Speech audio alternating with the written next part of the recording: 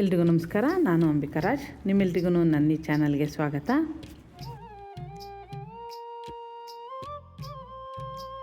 ಇವತ್ತು ಇಂಟರ್ಲೇಕ್ನಲ್ಲಿ ಮಧ್ಯಾಹ್ನದ ಊಟ ಮುಗಿಸ್ಕೊಂಡು ನಮ್ಮ ಪ್ರಯಾಣನ ಮುಂದುವರಿಸ್ತಾ ಇದ್ದೀವಿ. ಊಟ ಮುಗಿದ್ಮೇಲೆ ಸುಮಾರು 1-1.5 ಗಂಟೆ ಪ್ರಯಾಣ ಮಾಡಿ ಇಲ್ಲಿಗೆ ಬಂದ್ವಿ.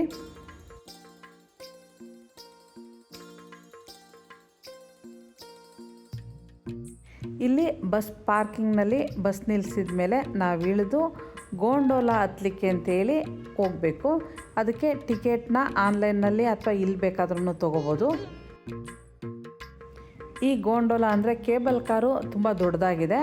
ಸುತ್ತ ಗ್ಲಾಸ್ ಇರೋದ್ರಿಂದ ನಾವು 360 ಡಿಗ್ರಿನೂ ನೋಡ್ಕೊತ ಮೇಲೆ ಹೋಗ್ತಾ ಇದ್ದೀವಿ.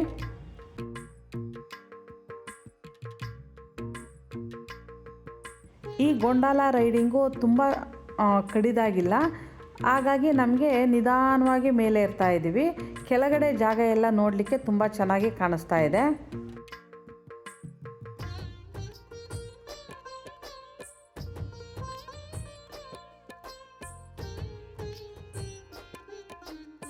ಮೇಲಿಂದ ಪ್ರಕೃತಿನ ನೋಡಲಿಕ್ಕೆ ತುಂಬ ಚೆನ್ನಾಗಿ ಕಾಣಿಸ್ತಾ ಇತ್ತು.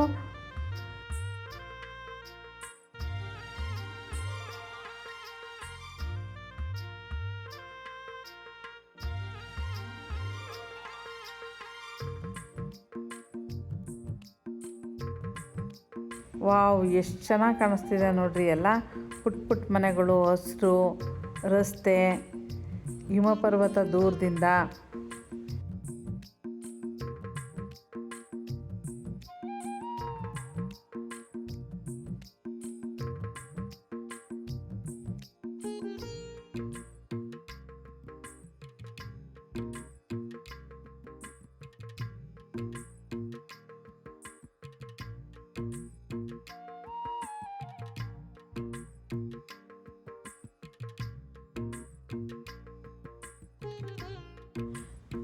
ಇಷ್ಟೊಂದು ದೊಡ್ಡ ದೊಡ್ಡ ಜಾಗಗಳಲ್ಲಿ ಒಂಟಿ ಮನೆಗಳು.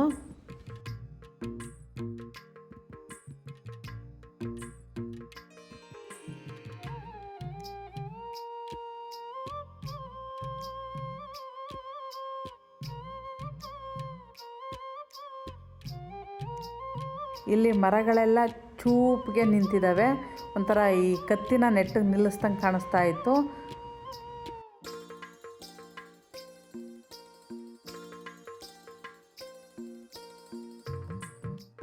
ಮೇಯ್ತಾ ಇರೋ ಹಸುಗಳು, ಕಾಡಿನ ಮಧ್ಯೆ ಇರೋ ಮನೆಗಳು.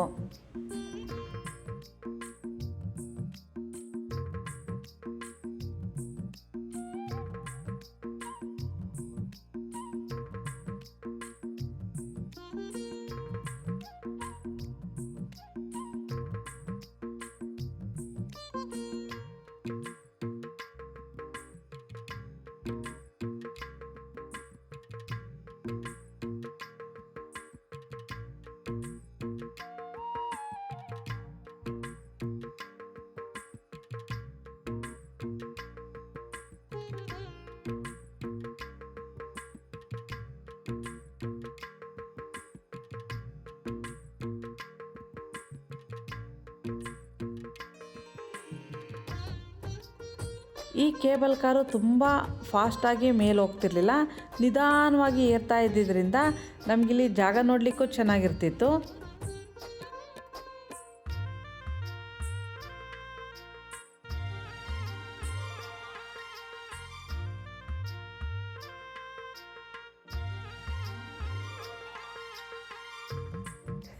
ನಮ್ಮಲ್ಲಿದ್ದರೆಲ್ಲ ಫೋಟೋ ತೆಗೆಸ್ಕೊಳ್ಳೋಕ್ಕೆ ರೆಡಿ ಆಗ್ತಾಯಿದ್ರು.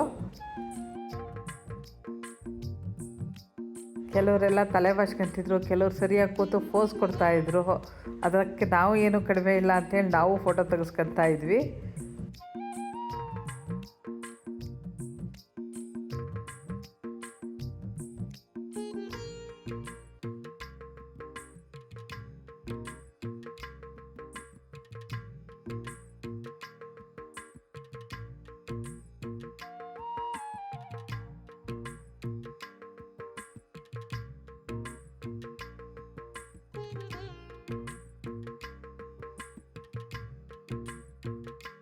ಚಳಿ ಸ್ವಲ್ಪ ಜಾಸ್ತಿ ಇರೋ ಕಡೆ ಹಸಿರು ಸ್ವಲ್ಪ ಒಣಗ್ದಂಗೆ ಕಾಣಿಸ್ತಾ ಇತ್ತು.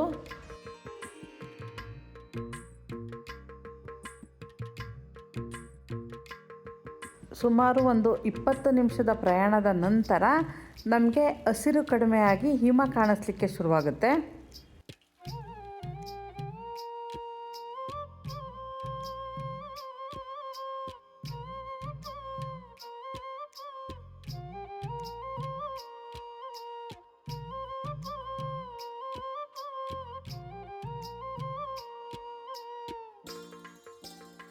ಮೇಲಿಂದ ನೋಡ್ತಾ ಇದ್ದರೆ ರೈಲ್ವೆ ಹಳಿಗಳು ಬೆಟ್ಟಕ್ಕೆ ಏರ್ತಾ ಇರೋದು ಕಾಣಿಸ್ತಾ ಇತ್ತು.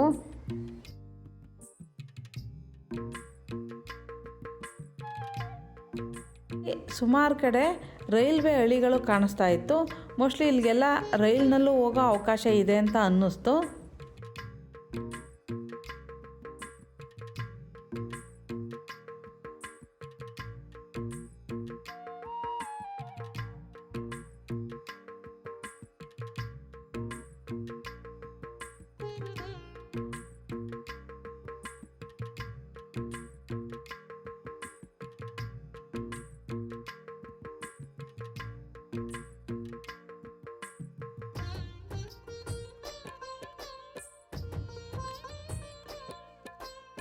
ಗೋಂಡೋಲ ಪ್ರಯಾಣ ಮುಗಿದು ನಾವು ಕೆಳಗಿಳಿದ್ವಿ.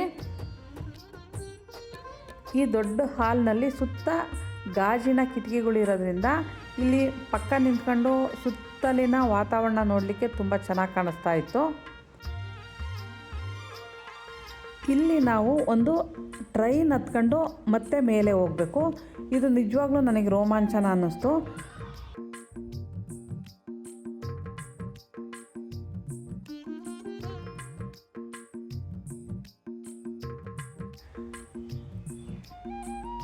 ಇಲ್ಲಿ ನಮ್ಮ ಮೆಟ್ರೋನಲ್ಲಿ ಇರುತ್ತಲ್ಲ ಆ ಥರ ರೈಲ್ವೆ ಹಳಿಗಳನ್ನ ಹಾಕಿದ್ದಾರೆ. ನನಗೆ ಈ ರೈಲು ಈ ಬೆಟ್ಟದ ಮೇಲಕ್ಕೆ ನಮ್ಮನ್ನು ಹೇಗೆ ಕರ್ಕೊಂಡೋಗುತ್ತೋ ಅನ್ನೋ ಕುತೂಹಲ ಇತ್ತು. ಹಿಮದ ಮೇಲೆ ಯಾವುದೋ ಪ್ರಾಣಿಗಳು ನಡೆದಿರೋ ಹೆಜ್ಜೆ ಗುರುತುಗಳು ಕಾಣಿಸ್ತಾ ಇತ್ತು. ಟ್ರೈನ್ ಬರಲಿಕ್ಕೆ ಟೈಮ್ ಇತ್ತು, ಹಾಗಾಗಿ ಇಲ್ಲೆಲ್ಲ ಸುತ್ತಮುತ್ತ ಒಳಗಡೆನೇ ನಿಂತು ನೋಡ್ತಾ ಇದ್ವಿ.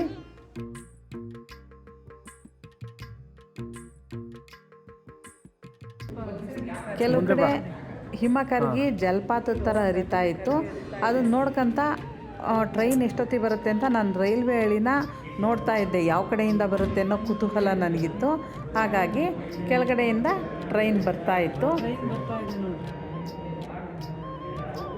ಇವ್ರನ್ನೆಲ್ಲ ನಿಲ್ಲಿಸಿ ನಮ್ಮನ್ನು ಕರ್ಕೊಂಡು ಹೋಗುತ್ತೆ ಅನ್ಸುತ್ತೆ.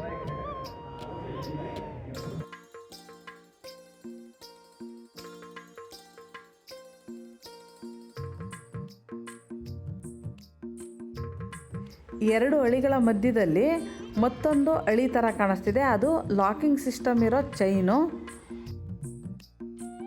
ಪರ್ವತದ ಮೇಲೆ ಹತ್ತೋ ರೈಲ್ಗಳಿಗೆ ಈ ಥರ ಎಕ್ಸ್ಟ್ರಾ ಒಂದು ಚೈನ್ ಸಿಸ್ಟಮ್ ಹಾಕಿರ್ತಾರೆ, ಅಂದರೆ ಗ್ರಿಪ್ಪಿಗೆ ಅಂತ ಹೇಳಿ. ಊಟಿನಲ್ಲಿ ರೈಲ್ವೇನಲ್ಲಿ ಈ ಥರ ಇದೆ. ಹಾಗಾಗಿ ನಾನು ಅಲ್ಲಿಗೆ ಹೋದಾಗ ಒಂದು ಸಾರಿ ಅಲ್ಲಿ ರೈಲ್ವೆ ಡಿಪಾರ್ಟ್ಮೆಂಟ್ನನ್ನು ಕೇಳಿ ತಿಳ್ಕೊಂಡಿದ್ದೆ. ನನಗೆ ಅದ್ರ ಬಗ್ಗೆ ಮುಂಚೆ ಗೊತ್ತಿರಲಿಲ್ಲ.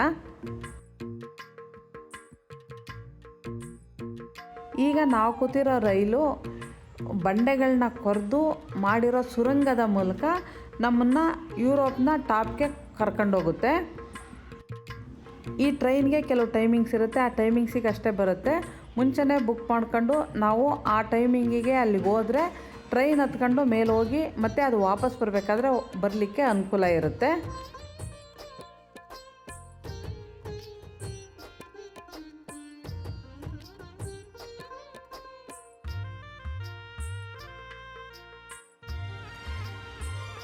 ಈ ಜಂಗ್ಫ್ರೋ ರೈಲ್ವೆ ನಿಲ್ದಾಣ ಯುರೋಪ್ನ ಅತಿ ಎತ್ತರವಾದ ರೈಲ್ವೆ ನಿಲ್ದಾಣ ಅಂತೇಳಿ ಹೆಸರಿದೆ. ನಮಗೆ ಟ್ರೈನ್ನಲ್ಲಿ ಟಿಕೆಟ್ ಚೆಕ್ಕಿಂಗ್ ಆಗ್ತಾ ಇತ್ತು. ನಾವೆಲ್ಲ ಟಿಕೆಟ್ ತೋರಿಸಿದ್ವಿ.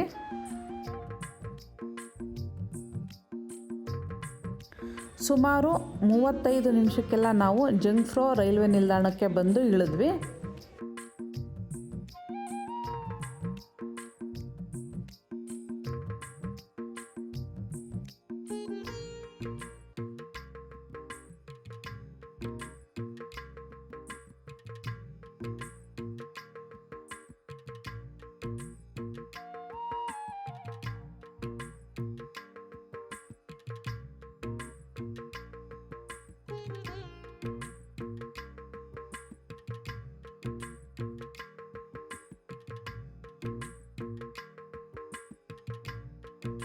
ನಾವು ರೈಲಿನಿಂದ ಆಚೆ ಬಂದ ತಕ್ಷಣ ನಮಗೆ ಕಿಟಕಿಯಿಂದ ಈ ಯುರೋಪ್ನ ಹಿಮ ತುಂಬಿದ ಆಲ್ಫಾ ಪರ್ವತಗಳ ಶ್ರೇಣಿ ಕಾಣಿಸ್ತಾ ಇತ್ತು.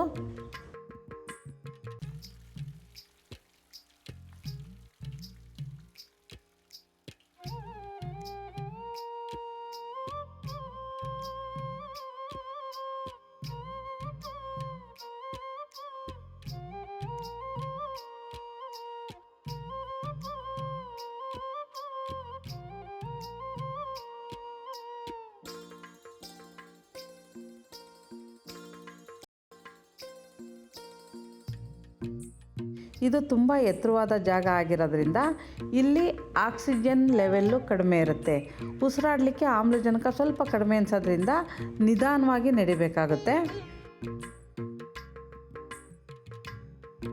ಇಲ್ಲಿಂದ ಇನ್ನು ಸ್ವಲ್ಪ ಮೇಲಕ್ಕೆ ಹೋದರೆ ಯುರೋಪ್ನ ಅತ್ಯಂತ ಎತ್ತರವಾದ ಪ್ರದೇಶಕ್ಕೆ ಹೋಗ್ಬೋದು. ಅದಕ್ಕೆ ಮೆಟ್ಲುಗಳಿದೆ ಮತ್ತು ಲಿಫ್ಟ್ ಇದೆ. ಮೆಟ್ಲತ್ತಿ ಹೋಗ್ಬೇಕಾದ್ರೆ ಸ್ವಲ್ಪ ನಮಗೆಲ್ಲರಿಗೂ ಉಸಿರಾಟ ಕಷ್ಟ ಅಂತ ಅನ್ನಿಸ್ತಿತ್ತು. ಅಂದರೆ ಸ್ವಲ್ಪ ಆಕ್ಸಿಜನ್ ಲೆವೆಲ್ಲು ಕಡಿಮೆ ಅನ್ನಿಸ್ತಿತ್ತು.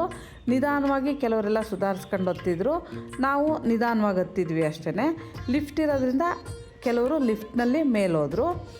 ಇದು ಹಿಮ ತುಂಬಿರೋ ಪರ್ವತ ಜಾಗ. ಇಲ್ಲಿ ನೋಡಿ ಹತ್ತಲಿಕ್ಕೆ ಪಕ್ಕದಲ್ಲಿ ಒಂದೊಂದು ಸಣ್ಣ ಕೋಲ್ಗಳ ಥರ ನೆಟ್ಟು ಅದಕ್ಕೆ ಹಗ್ಗ ಕಟ್ಟಿದ್ದಾರೆ. ಆದರೆ ಅದು ಗ್ರಿಪ್ಪಿಗೆ ಸಾಕಾಗ್ತಿರ್ಲಿಲ್ಲ. ನಾವು ತುಂಬ ಜಾರ್ತಾ ಇರಬೇಕಾದ್ರೆ ಅವು ಕಿತ್ಕೊಂಡ್ಬಂದಂಗೆ ಆಗೋಗ್ಬಿಡ್ತಿತ್ತು. ಹಾಗಾಗಿ ಸುಮಾರು ಜನ ಜಾರ್ತಾ ಬೀಳ್ತಾ ಹತ್ತುತ್ತಾ ಇದ್ವಿ.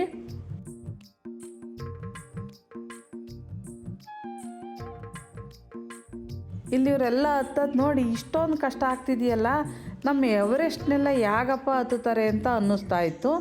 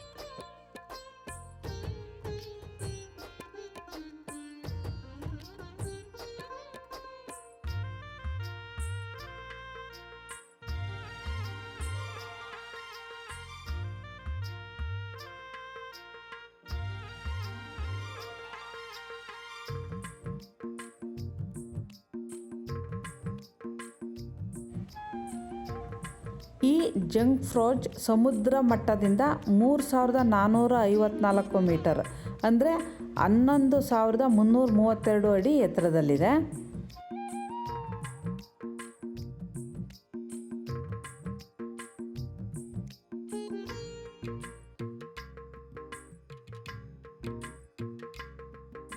ಇಲ್ಲೇ ಮೇಲ್ಗಡೆ ಒಂದು ಹಿಮ ನದಿ ಇದೆ.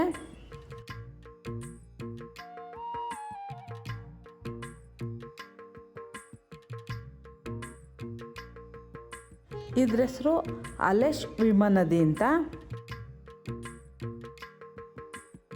ಇದನ್ನು ಅಲೆಶ್ ಹಿಮ ನದಿ ಅಂತ ಹೇಳಿ ಕರೀತಾರೆ. ಇದು ಆಲ್ಪ್ ಪರ್ವತ ಶ್ರೇಣಿಯ ಅತಿ ದೊಡ್ಡ ಮತ್ತು ಉದ್ದವಾದ ಹಿಮನದಿ. ಸುಮಾರು 23 ಕಿಲೋಮೀಟರ್ ಉದ್ದ ಮತ್ತು 10 ಬಿಲಿಯನ್ ಟನ್ಗಳಿಗಿಂತ ಹೆಚ್ಚು ಮಂಜುಗಡ್ಡೆಯನ್ನು ಹೊಂದಿದೆ ಅಂತ ಹೇಳಿ ಯುನೆಸ್ಕೋ ವಿಶ್ವ ಪರಂಪರೆಯ ತಾಣ ಅಂತ ಹೇಳಿ ಇದನ್ನು ಹೇಳ್ತಾರೆ. ಇದು ಅಲ್ಲಿ ನೋಡಬೇಕಾದ್ರೆ ನಮಗೆ ಹಿಮನದಿ ಅಂತ ಹೇಳಿ ಗೊತ್ತಾಗಲ್ಲ. ಮುಂಚೆನೇ ಸ್ವಲ್ಪ ಇದ್ರ ಬಗ್ಗೆ ಗೊತ್ತಿದ್ರೆ ನಾವು ಅಲ್ಲಿ ಹೋದಾಗ ಇದು ಹಿಮನದಿ ಅಂತ ಹೇಳಿ ಗುರುತಿಸ್ಬೋದು.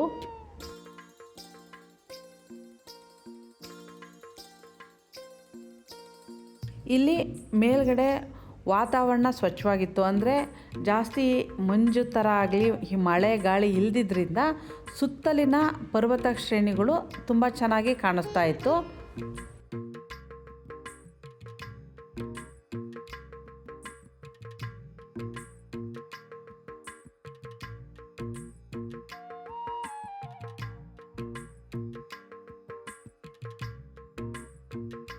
ಸುಮಾರು ಮಂದಿ ಇಲ್ಲಿ ರೀಲ್ಸ್ ಎಲ್ಲ ಶೂಟ್ ಮಾಡ್ತಾಯಿದ್ರು. ಇದರ ತುದಿನಲ್ಲಿ ಸ್ವಿಸ್ದು ಫ್ಲ್ಯಾಗ್ ಹಾಕಿದ್ದಾರೆ. ಅದ್ರ ಜೊತೆ ನಿಂತ್ಕೊಂಡು ಸುಮಾರು ಜನ ಫೋಟೋ ತೆಗೆಸ್ಕೊಂಡ್ರು, ನಾವು ತೆಗೆಸ್ಕೊಂಡ್ವಿ. ಬಿಸಿಲಿತ್ತು, ಆದ್ರೂ ತುಂಬ ಚಳಿ ಆಗ್ತಾ ಇತ್ತು. ಇಲ್ಲಿಂದ ನೋಡಲಿಕ್ಕೂ ಹಿಮ ನದಿ ತುಂಬ ಚೆನ್ನಾಗಿ ಕಾಣಿಸ್ತಾ ಇದೆ. ಹವಾಮಾನ ವೈಪರೀತ್ಯದಿಂದ ಹಿಮ ನದಿನೂ ಈಗ ಕರಗ್ತಾ ಇದೆ, ಮುಂಚೆಯಷ್ಟು ಇಲ್ಲ ಅಂತ ಹೇಳ್ತಿದ್ದಾರೆ.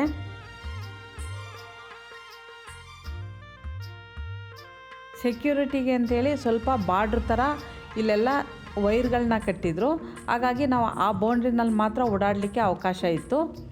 ಹಿಮ ನದಿ ಮೇಲೆ ಓಡಾಡೋಣ ಅಂದರೆ ಅವಕಾಶ ಇರಲಿಲ್ಲ. ಹಾಗಾಗಿ ದೂರದಿಂದ ನೋಡಿದ್ದು ಅಷ್ಟೇ. ಅಲ್ಲಿ ಎದುರುಗಡೆ ಖಗೋಳ ವೀಕ್ಷಣೆಗೆ ಅಂತ ಮಾಡಿರೋ ಗೋಪುರ ಕಾಣಿಸ್ತಿದೆ.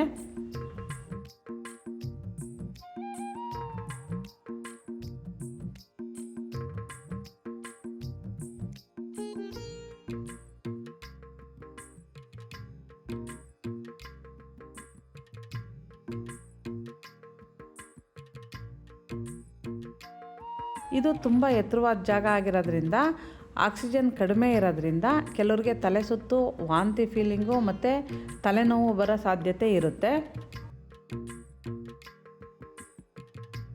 ಸುಮಾರು ಹೊತ್ತು ಇಲ್ಲಿ ಆಟ ಆಡಿ ನಾವು ಕೆಳಗಡೆ ಹೋಗ್ತಾ ಇದ್ದೀವಿ. ಇಳಿಯೋಕ್ಕೂ ಅಷ್ಟೇ ಸ್ವಲ್ಪ ಕಷ್ಟ ಆಗ್ತಾಯಿತ್ತು, ಜಾರ್ತಾ ಇತ್ತು. ಕೆಲವ್ರ ಹತ್ರ ಇಳಿಯೋ ರಿಸ್ಕೇ ಬೇಡ ಅಂಥೇಳಿ ಜಾರ್ಗುಪ್ಪೆ ಥರ ಜಾರ್ಕೊಂಡು ಕೆಳಗಡೆ ಹೋಗ್ಬಿಟ್ರು. ಇದು ಐಸ್ ಪ್ಯಾಲೇಸ್. ಇದನ್ನು ಅಲೆಶ್ ಹಿಮ ನದಿಯ ಕೆಳಗಡೆ, ಅಂದರೆ ಸುಮಾರು 30 ಮೀಟ್ರ್ ಕೆಳಗಡೆ ಕೊರೆದು ಸುರಂಗ ಮಾಡಿದ್ದಾರೆ. ಇದನ್ನು ಸುಮಾರು 1930ರಲ್ಲಿ ಕೆತ್ತಲಾಗಿದೆ ಅಂತ ಹೇಳ್ತಾರೆ. ಇಲ್ಲಿ ಯಾವಾಗಲೂ -3 ಡಿಗ್ರಿ ಸೆಲ್ಸಿಯಸ್ ಇರುತ್ತಂತೆ.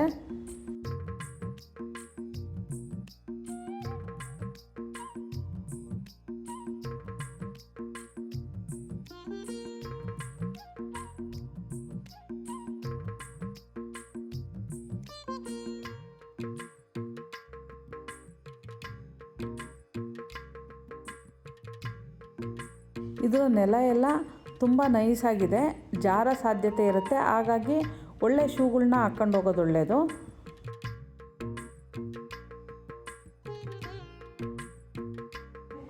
ಒಳಗಡೆ ನೋಡ್ರಿ ಹಿಮ ಕರಡಿಗಳನ್ನ ಮತ್ತು ಕೆಲವು ಪ್ರಾಣಿಗಳನ್ನ ಕೆತ್ತನೆಗಳನ್ನ ಮಾಡಿದ್ದಾರೆ.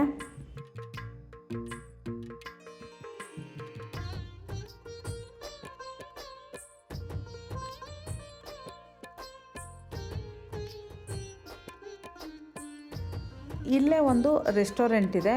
ಕಾಫಿ ಮತ್ತು ಕೆಲವು ತಿಂಡಿಗಳೆಲ್ಲ ಸಿಕ್ಕುತ್ತೆ, ಬಿಸಿ ಬಿಸಿಯಾಗಿರುತ್ತೆ. ಚಳಿಗೆ ಕಾಫಿ ಬೇಕು ಅಂದರೆ ಕುಡಿಲಿಕ್ಕೆ ಚೆನ್ನಾಗಿರುತ್ತೆ.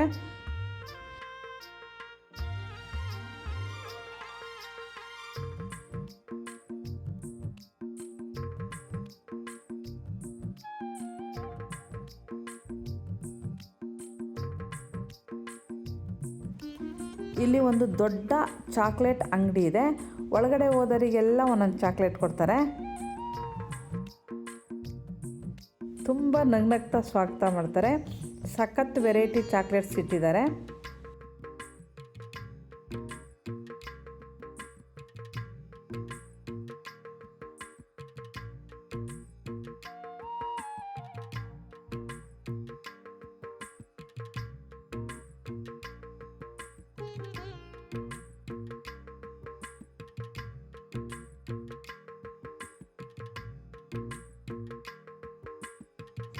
ಯಾರ್ಯಾರಿಗೆ ಏನೇನು ಬೇಕೋ ಶಾಪಿಂಗ್ ಮಾಡ್ಬೋದು.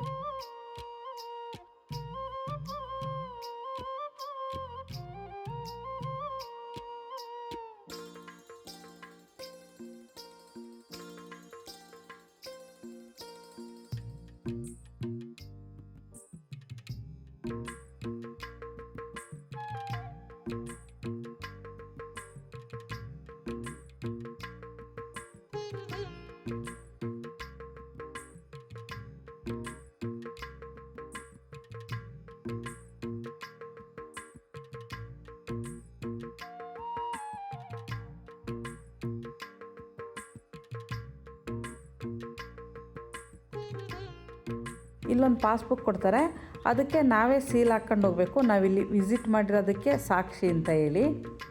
ಇವರು ಅಡಾಲ್ಫ್ ಗ್ಲೇಯರ್ ಜೆಲ್ಲರ್ ಅಂತ. ಇವರು ಈ ಜಂಗ್ಫ್ರೋ ರೈಲ್ವೇನ ನಿರ್ಮಾಣ ಮಾಡಬೇಕು ಅಂತೇಳಿ ಶುರು ಮಾಡ್ತಾರೆ. ಹಾಗಾಗಿ ಇಲ್ಲಿ ಇವರು ವಿವರ ಇರೋ ಅಂತಹ ವಿಗ್ರಹನ ಇಟ್ಟಿದ್ದಾರೆ. ಇದೆಲ್ಲ ಮುಗಿಸ್ಕೊಂಡು ನಾವು ಮತ್ತೆ ವಾಪಸ್ ಹೊರಟ್ವಿ. ಇದು ಇವತ್ತಿನ ಕೊನೆ ರೈಲ್ ಆಗಿರೋದ್ರಿಂದ ಎಲ್ಲರೂ ಬೇಗ ಬೇಗ ಬಂದು ಟ್ರೈನ್ ಹತ್ಕೊಂಡ್ವಿ. ಈ ರೈಲ್ನಲ್ಲಿ ಮತ್ತೆ ನಮಗೆಲ್ಲರಿಗೂ ಒಂದೊಂದು ಚಾಕ್ಲೇಟ್ ಕೊಟ್ಟರು. ನನಗೆ ಈ ಟ್ರೈನ್ನಲ್ಲಿ ನಾನು ಸುರಂಗದಲ್ಲಿ ಹೊರಗಡೆ ಹಿಮ ಎಲ್ಲ ಕಾಣಿಸುತ್ತೆ ಅಂದ್ಕೊಂಡು ಹೋಗಿದ್ದೆ, ಆದರೆ ಏನೂ ಕಾಣಿಸಲ್ಲ. ಪೂರ್ತಿ ಸುರಂಗ ಕವರ್ ಆಗಿರೋದ್ರಿಂದ ಕತ್ಲೆನಲ್ಲಿ ಟ್ರೈನ್ ಹೋದಂಗೆ ಅಂತ ಅನಿಸುತ್ತೆ ಅಷ್ಟೇ. ಅಲ್ಲಿಂದ ಮತ್ತೆ ಟ್ರೈನ್ನಲ್ಲಿ ನಾವು ವಾಪಸ್ ಬಂದು ಮತ್ತೆ ಕೇಬಲ್ ಕಾರಲ್ಲಿ ಕೆಳಗಡೆ ಹೋಗ್ತಾ ಇದ್ದೀವಿ.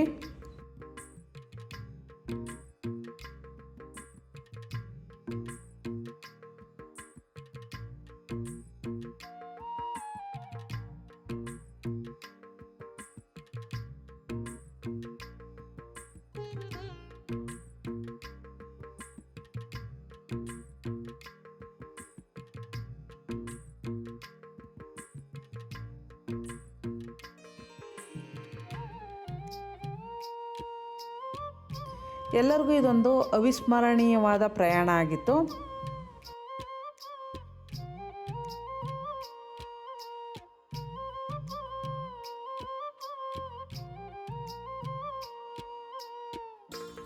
ಸುಮಾರು ವಯಸ್ಸಾಗಿರೋರೆಲ್ಲ ಈ ಬೆಟ್ಟನ ಹೇಗೆ ಹತ್ತುತ್ತಾರಪ್ಪ, ಇಲ್ಲಿ ಆಕ್ಸಿಜನ್ ಲೆವೆಲ್ ಕಡಿಮೆ ಇರುತ್ತಲ್ಲ ಅಂದ್ಕೊಂಡಿದ್ದೆ.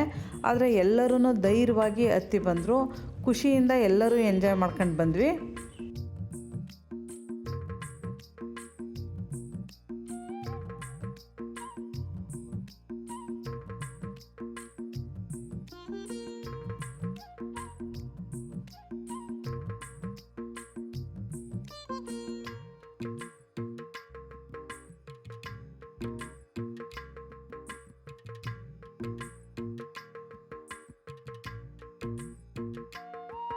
ಹೋಗ್ಬೇಕಾದ್ರೆ ಎಷ್ಟು ಕುತೂಹಲದಿಂದ ಈ ಬೆಟ್ಟದ ಸೌಂದರ್ಯನ ಸವಿತಾ ಹೋದ್ವೋ, ಬರ್ತಾನೂ ಹಾಗೇ ಅಲ್ಲಿ ಏನೇನು ಮಿಸ್ ಮಾಡ್ಕೊಂಡಿದ್ವೋ ಅದನ್ನೆಲ್ಲ ಹುಡುಕಿ ನೋಡ್ತಾ ಇದ್ವಿ.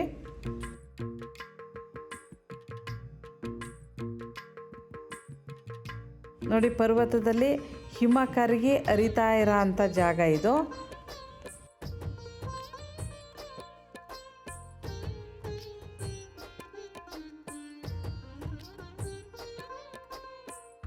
ಇಲ್ಲಿ ರೈಲ್ವೆ ಹಳಿ ಕಾಣಿಸ್ತಾ ಇತ್ತು.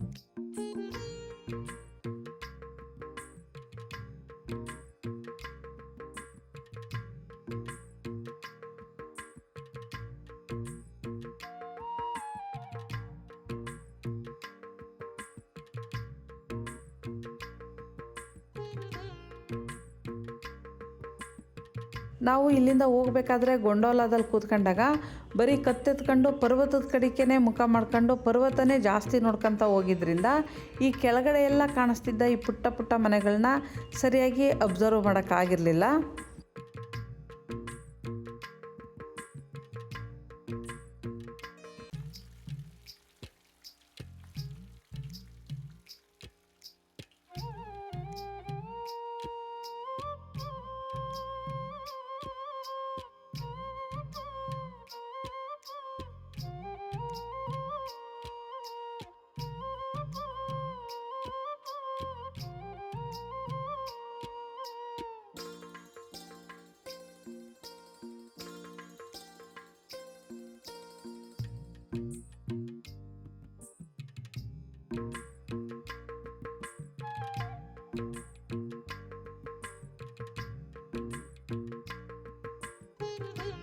ಮೇಲಿಂದ ಈ ಥರ ನದಿ ಹರಿತಾ ಇರೋದನ್ನು ನೋಡೋಕ್ಕೆ ತುಂಬ ಚೆನ್ನಾಗಿ ಕಾಣಿಸ್ತಾ ಇತ್ತು.